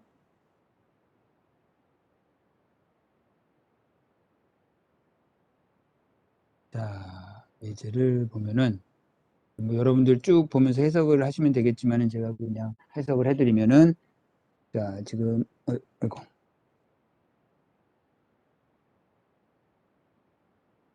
자, 예제 1번은 뭐냐면은 여러분들 그 나일론 있죠. 이거 보통 나일론 6 또는 우리가 나일론 10 또는 뭐 나일론 66 뭐 이런 식으로 이제 명칭을 붙여요. 이 명칭을 붙이는, 왜 이렇게 붙이는지 66 이런 식으로 붙이는데, 자, 이 나일론의 명칭을 붙이는 거에 대해서는 나중에 이제 그 엔지니어링 플라스틱에 대해서 공부를 할 때 나일론에 대한 이야기를 여러분들한테 하거든요. 그때 좀 말씀을 드릴 텐데, 이 붙이는 걸 그냥 간단히 말씀을 드리면은 거기 나와 있는 것처럼 나일론 구조는 다음과 같이 돼 있어요, 여러분들. NCO에 H에 CH2에 N에 그렇지. X. 자, 나일론의 구조는 이렇게 되어 있고, 여기 N-1이구나. 결국은 뭐냐면은 여기 나와 있는 6이나 10이나 66이라는 것이 뭐냐면은 이 나일론의 구조 안에 있는 탄소의 개수를 이야기를 해요. 탄소의 개수가 6개가 있으면은 나일론 6라고 그러고, 탄소의 개수가 10개가 있으면은 나일론 10이라고 그러고, 탄소의 개수를 이제 66은 좀 구분을 하는 거예요. 그건 나중에 그 룰에 대해서 말씀을 드릴 텐데, 하여튼 그렇게 탄소의 개수에 따라 가지고 이제 그 나일론 6이라기도 하고 나일론 10이라기도 하고 이렇게 불러요. 그런데 지금 여기서 이제 여러분들한테 묻고자 하는 건 뭐냐면은, 자, 얘를 이제 나일론을 여러분들이 이제 그 용해도를 보기 위해 가지고 물하고 핵산화구에 집어넣어요. 근데 얘네들을 집어넣으면 둘 다 녹지는 않는데 어떤 일이 발생을 하냐면은, 어떤 경우에는 물을 이렇게 흡수하는 때도 있고 어떤 때는 핵산을 더 많이 흡수할 때도 있다라는 걸 사람들이 발견을 했어요. 완벽하게 용해가 되는 건 아니지만은, 그러니까 어떤 용매에 들어가면은 그 용매를 더 잘 흡수를 하거나 또는 더 잘 흡수하지 않거나 이렇게 하는 걸 봤는데, 그걸 봤더니 사람들이 뭐를 발견했냐면은 N이 증가함에 따라서, 이 N 값이 증가함에 따라서 물에 흡수되는 거, 물을 흡수하는 거는 떨어지고 핵산을 흡수하는 거는 증가하는 거를 사람들이 발견을 했어요. 그래서 그러면 과연 이게 왜 그럴까 이제 궁금하고, 이것이 이제 결국은 솔루빌리티하고 연관이 있는 거죠. 무슨 얘기냐면은 솔루빌리티가 그러니까 흡수하는 게 많아지다 보면 이게 어느 순간에 용해가 될 수도 있거든요. 그래서 이거는 이제 솔루빌리티하고도 연관이 있는데, 그래서 솔루빌리티하고 연관이 있음으로 해서 이제 사람들이 이걸 궁금을 해서 조사를 해봤어요. 그래서 어떤 걸 발견했냐면은, 자, 지금 나일론에서 이 부분은, 자, 이건 우리가 이제 보통 펩타이드 결합이라고 말씀을 드린 거죠. 펩타이드 결합이라고 말씀을 드리고, 이거는 기본적으로 여러분 되게 폴라한 그룹이에요. 되게 극성 그룹이죠. 그 다음에 얘네들은 여러분들 어때요? 그냥 이건 메틸기잖아요.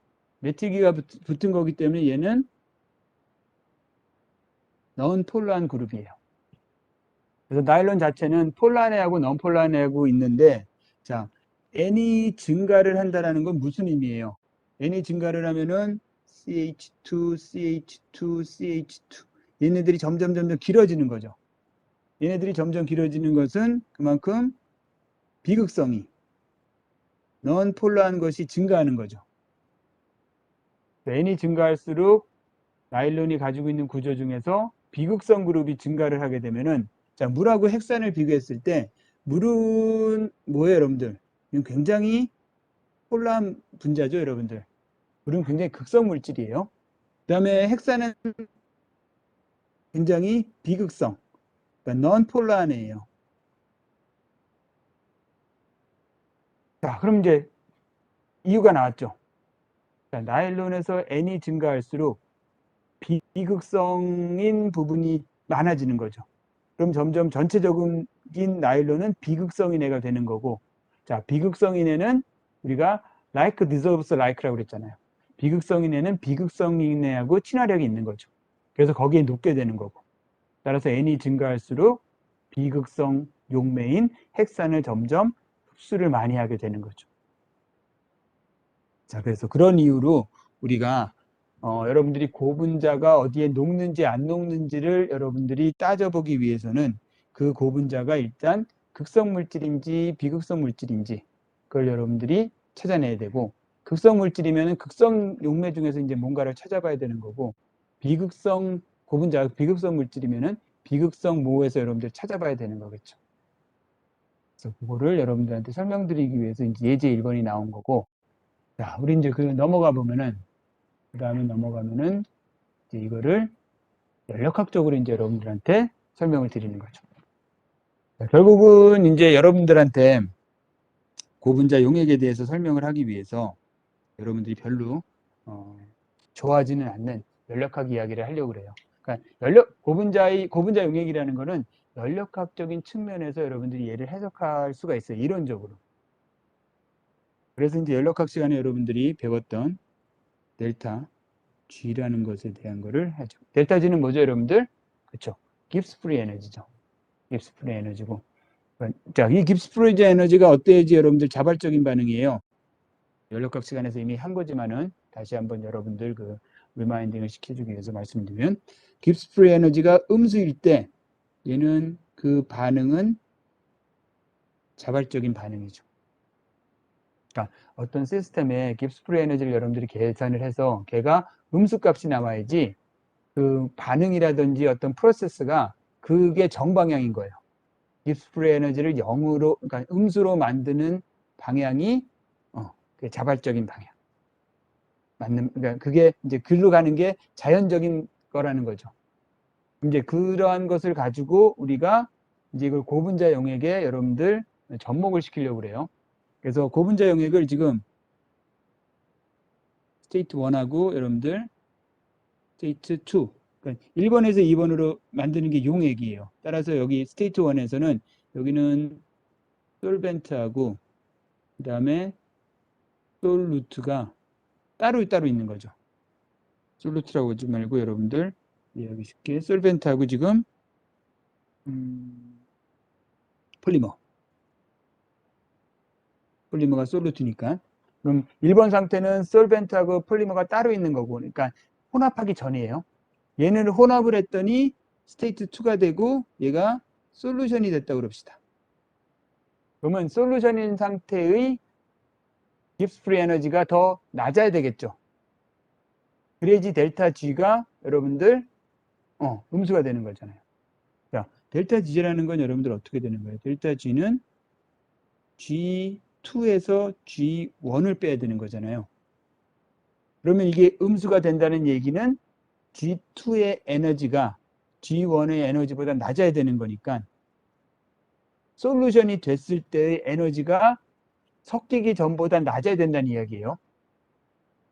제가 너무나 당연한 거를 제가 너무 좀 장황하게 설명을 하는데, 이게 생각보다 연력학에서 여러분들이 이런 개념을 좀 정리를 안 하고 온 사람들이 의외로 많더라고요. 학생들하고 이렇게 면담을 하거나 이렇게 뭐 강의를 하다 보면은. 그래서 혹시나 하는 높아짐에 좀 이렇게 굉장히 쉽게 설명을 하는 이유가, 이거를 여러분들이 잘 개념을 안 잡아놓으면은 마구 헷갈려지기 시작을 하죠. 자, 아무튼 그래서 이렇게 됐고, 그럼 이제 델타 G를 여러분들이 연력학에서 계산을 하면은 얘는 어떻게 계산이 되냐면은 델타 H 마이너스 T 델타 S예요. 그러니까 엔탈피에서 여러분들이 온도하고 엔트로피를 곱한 거를 뺀 게 델타 G가 돼요. 자, 그러면 자, 기본적으로 여기서 델타 S는 여러분들 무슨 값을 가질까요? 델타 S는 양수를 가져요. 왜? 델타 S라는 것은 여러분들 엔트로피라는 거는 자, 다시 말하면 엔트로피는 그러니까 우리가 무질서도라고 생각을 할 수가 있죠. 그리고 엔트로피는 여러분들 아시겠지만 연력학 제2법칙에서 엔트로피가 증가하는 방향이 자발적인 방향이고 그게 정방향, 그러니까 나아가는 방향이에요. 순리대로 나아가는 방향은 델타 S가 증가하는, 즉 엔트로피가 증가하는, 무질서도가 증가하는 방향이죠.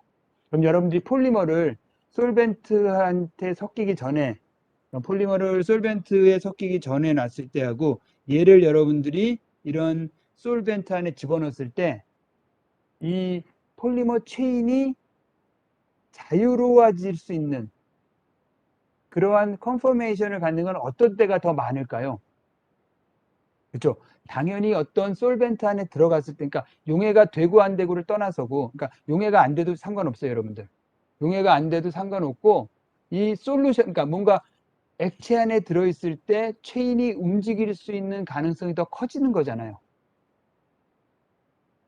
그게 바로 무질서도가 증가하는 거고, 그게 델타 S가 증가하는 거죠. 그래서 솔루션으로 만들 때 일단 솔벤트 안에 여러분들이 폴리머 체인을 집어넣는 걸로 델타 S는 무조건 증가하는 거예요. 용해가 안 되더라도. 용해가 되면은 더 증가하겠죠. 하지만 용해가 안 되더라도 기본적으로 폴리머 체인을 솔벤트 안에 집어넣는 순간 델타 S는 증가를 해요. 그렇죠. 그리고 온도는 항상 0보다 크겠죠, 여러분들. 그러니까 지금 여기 T는 절대 온도이기 때문에 절대 온도가 가질 수 있는 가장 낮은 값은 뭐예요, 여러분들? 0이잖아요. 따라서 T는 여러분들 항상 0보다 커요. 따라서 우리가 지금 뒤에 있는 이 텀, 얘는 항상 0보다 작을 수밖에 없어요. 그렇죠? 양수 곱하기 양수에다가 마이너스 부호를 붙인 거기 때문에 저거는 항상 0보다 작을 수밖에 없어. 그럼 결국은 여러분들 뭐예요? 우리는 지금 용액이 되는지 안 되는지 알고 싶은 거잖아. 우리가 지금 델타 G를 조사를 하는 거는 얘가 0보다 작으면은 얘는 용해가 일어나 가지고 용액이 되는 거죠. 따라서 그러면 이제 우리가 보면은 이랬을 때 T는 0보다 크고 델타 S는 0보다 크니까 결국은 델타 G가 0보다 작으려면은 델타 H가 0보다 작으면 되겠죠. 델타 H가 0보다 작으면 무조건 델타 G는 음수를 가질 수밖에 없어요. 오케이? 따라서 여러분들이 고분자가 녹는지 안 녹는지를 보기 위해서는 그 시스템에서의 엔탈피, 델타 H가 어떻게 되는지 보면 되는 거예요. 델타 H가 0보다 작으면 돼요. 내지는 또는 우리가 이거를 델타 H는 T 델타 S보다 작으면 되죠. 자, 이건 어떤 경우냐면은 자, 델타 H가 0보다 작으면 무조건 델타 G는 0보다 작아요. 그러면 솔루션이 되는 거고 만약 델타 H가 0보다 크다. 그럴 경우는 어떻게 돼요, 여러분들? 델타 G가 0보다 작으려면은 델타 H가 T 델타 S보다 작아야 되겠죠.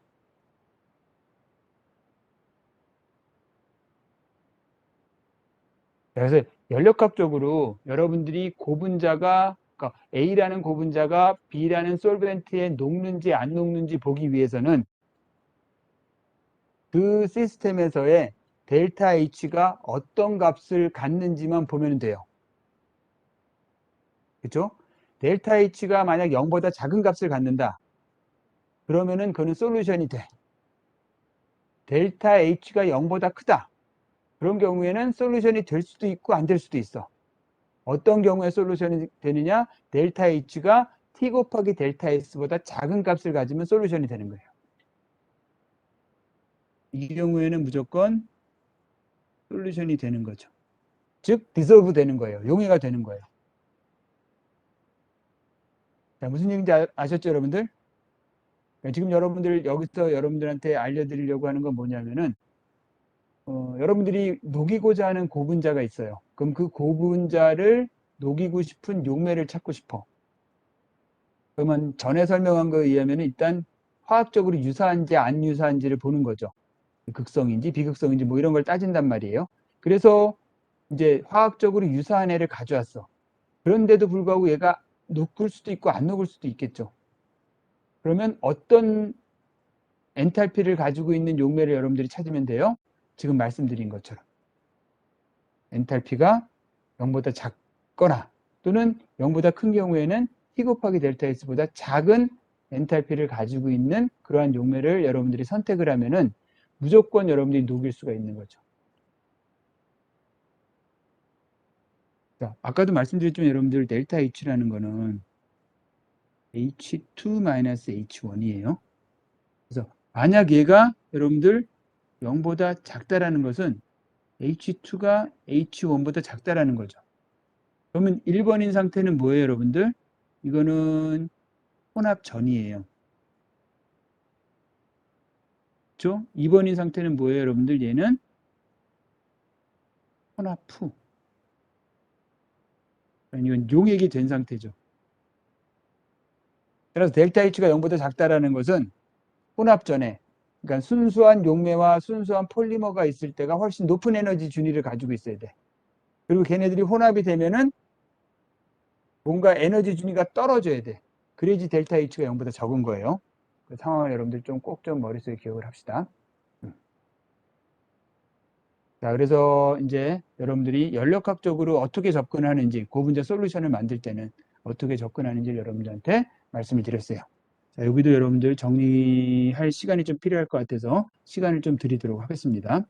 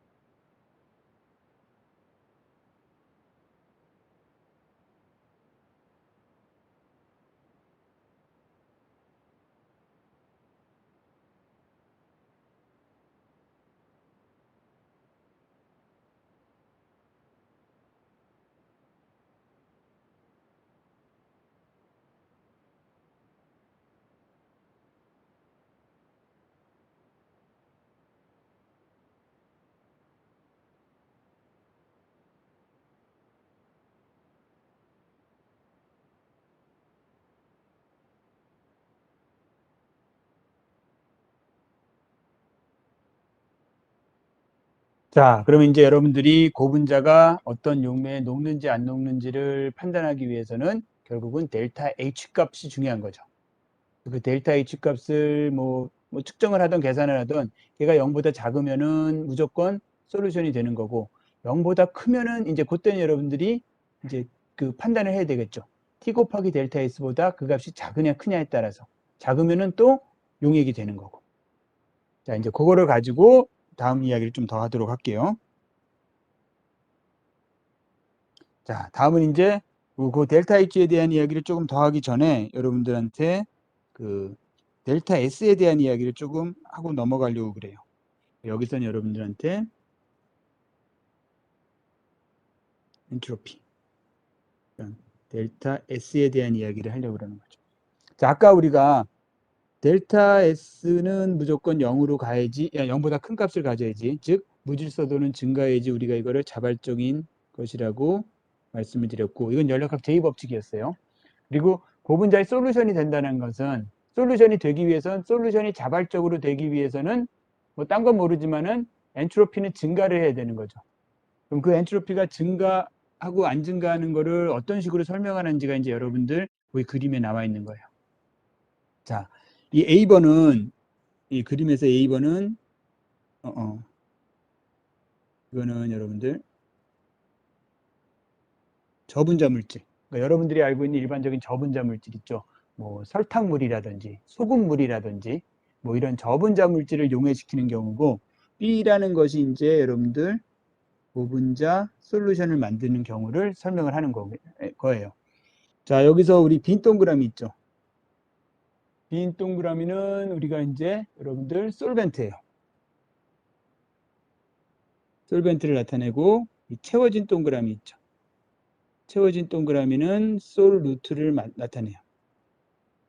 자, 그럼 이 빈 동그라미하고 채워진 동그라미가 많이 어지럽게 있을수록 뭐예요? 무질서도가 큰 거니까 솔루션이 잘 되는 거죠. 잘 녹는 거죠. 그래서 저분자 물질에서는 이렇게 이제 격자안을 여러분들이 빈 동그라미하고 그다음에 채워진 동그라미하고 이렇게 채우는데, 이거는 정말 무궁무진한 경우의 수가 나오는 거죠. 엄청나게 이 여러분들이 빈 동그라미하고 검은 동그라미를 집어넣을 수 있는 그 경우가 많단 말이에요. 그 얘기는 뭐냐면 그만큼 무질서도가 많다라는 거죠. 그래서 일반적으로 저분자 물질은 이제 나중에 이야기할 고분자 물질보다 솔루션을 만들기가 편해요. 왜? 뭔가 무질서도가 증가할 수 있는 확률이 크니까. 하지만 고분자 물질은 지금 여러분들 보면은 이 검은 동그라미가 어떻게 돼 있어요? 이어져 있죠. 폴리머는 체인으로 돼 있으니까. 뭐 여러분들이 눈이 아는 거죠. 폴리머는 메인 체인이 있는 거니까 이 체인이 여기 나와 있는 것처럼 얘가 뭔가 이 격자 안을 채우려고 그러면은 그냥 자기 마음대로 못 가고 꼭 체인하고 연결이 돼서 이렇게 채워져야 돼요. 그럼 그 얘기는 뭐예요? 결국 이 검은 동그라미가 채울 수 있는 그 격자가 자기 마음대로 할 수가 없이 뭔가 제약이 걸린다는 거죠. 그 얘기는 뭐예요, 여러분들? 그렇죠. 그만큼 무질서도가 증가하기가 어렵다는 거예요. 그만큼 무질서해지기 어렵다는 이야기죠. 그 얘기는 뭐냐면은 일반적으로 여러분들 정리를 하면은, 자, 델타 S가 저분자 물질이 있고 그다음에 델타 S가 고분자 물질이 있을 때, 고분자 물질이 뭔가 용해가 될 때의 엔트로피 변화와 저분자 물질이 용해가 될 때의 엔트로피 변화를 보면은 일반 저분자 물질에서 보단 얘가 적다라는 이야기죠. 하지만 뭔가 솔벤트 안에 들어가면은 이게 체인이 풀어질 수 있는 확률은 더 커지니까 뭔가 무질서도가 증가하기는 해. 하지만 그 증가하는 정도가 일반 저분자 물질이 증가할 수 있는 것보다는 적다라는 이야기죠. 자, 이 그림이 뜻하는 바가 이거예요. 자, 그러면 아까 우리가 무슨 얘기를 했냐면 여러분들한테 솔루빌리티를 이야기하면서 몰레큘러 웨이트가 커지면은 솔루빌리티는 어떻게 된다고 그랬죠? 떨어진다고 그랬죠. 그럼 여기 있는 격자 가지고 이거를 설명할 수가 있겠죠, 여러분들. 몰레큘러 웨이트가 커진다는 건 뭐예요, 여러분들? 길어진다는 거죠. 긴 체인하고 짧은 체인을 여러분들이 저 격자 안에 집어넣는다고 생각을 해요. 그럼 어떻게 돼요? 어떤 애가 델타 S가 훨씬 커요? 짧은 애가 크죠? 그렇죠?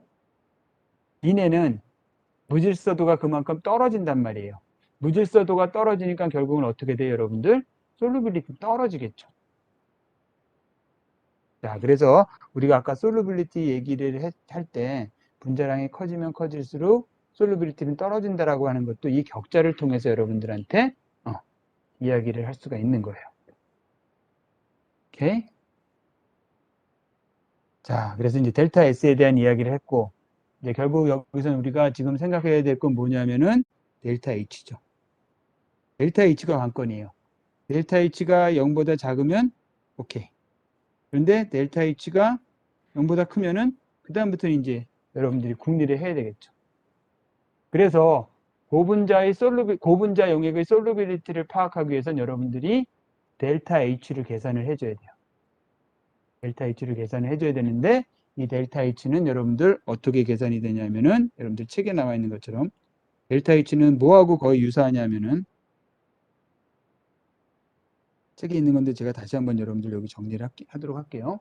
델타 H는 여러분들 뭐하고 있냐면 델타 E하고 이 값으로 여러분들 쓸 수가 있어요. 솔루션에서는. 델타 E는 뭐냐면은 여러분들이 그 용액 과정에서의 인터널 에너지의 차이예요. 우리가 보통 인터널 에너지는 U라고 쓰는데 여기서는 이제 U라고 쓰지 않고 뭐라고 쓸 거냐면은 E라고 쓸 거예요. 그러니까 노테이션의 차이지 뭐 개념이 변하는 건 아니에요, 여러분들. 여러분들이 알고 있는 내부 에너지, 인터널 에너지는 여러분들 연력학 책이나 뭐 대부분이 U로 썼는데 여기서는 U 대신에 이제 E를 쓸 거예요. 얘는 어떻게 계산이 되냐면 여러분들 파이 1 곱하기 파이 2 곱하기 그다음에 델타 1 빼기 델타 2의 제곱으로 여러분들이 알 수가 있어요. 여기서 파이는 이거는 우리가 볼륨 프랙션이에요. 네, 저 여러분들 그 자료에다 드린 거예요, 여러분들 이거. 그다음에 여기 나오는 델타가 이제 우리가 앞으로 이제 중요하게 생각할 솔루빌리티 파라미터예요.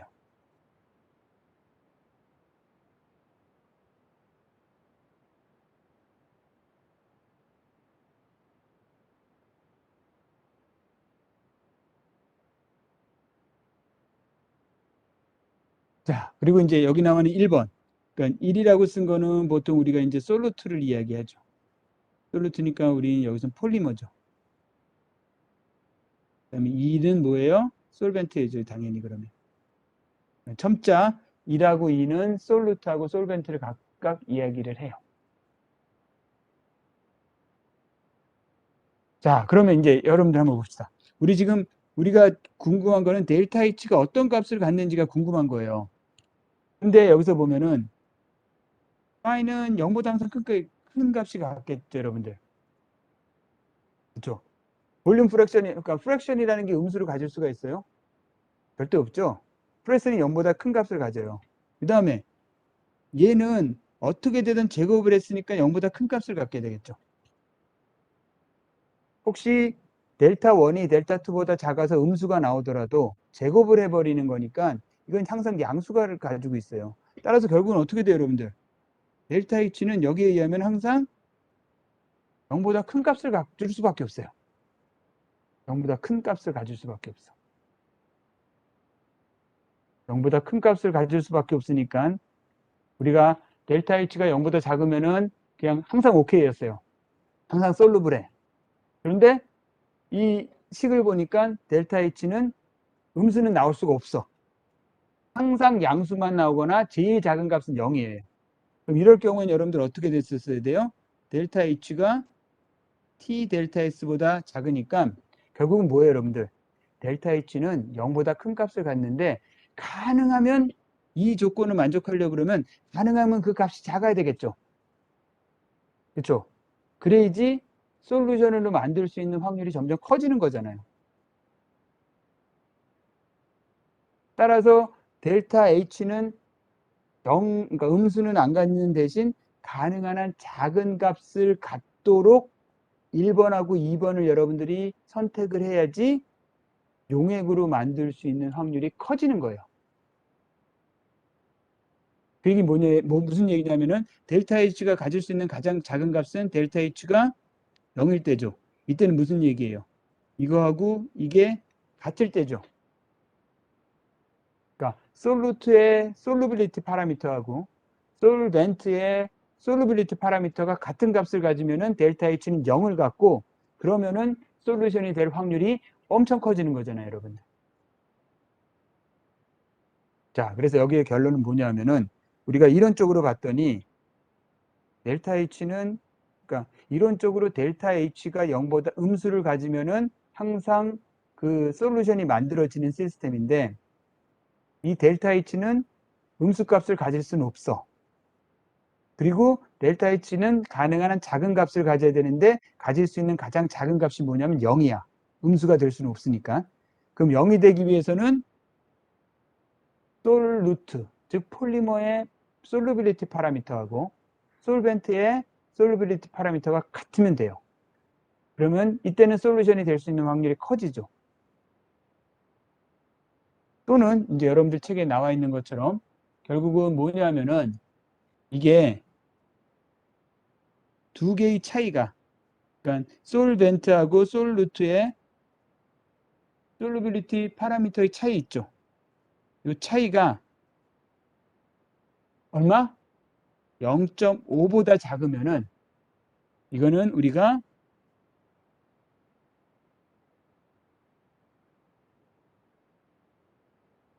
용액을 만들 수 있는 확률이 커지는 거예요. 자, 무슨 얘기냐 하면은 여러분들이 고분자도 솔루빌리티 파라미터라는 값이 있어요. 가지고 있어요. 그다음에 솔벤트도 솔루빌리티 파라미터라는 값을 가지고 있어. 그래서 그 두 개의 차이가 가능하면은 많이 나지 않아야지 그때 그 두 개가 용액이 될 수 있는 확률이 커진다는 거예요.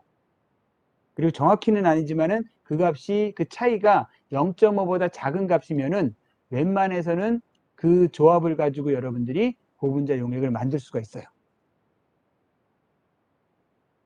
오케이? 자, 오늘은 여기까지 하고 그 나머지 부분은 우리가 다음 시간에 하도록 하겠습니다. 혹시 정리가 필요한 사람들은 남아서 더 정리를 하시고, 필요 없는 사람들은 오늘 수업은 끝났으니까 여기서 나가셔도 되고, 우리는 내일 모레 만나도록 합시다. 예, 수고하셨습니다.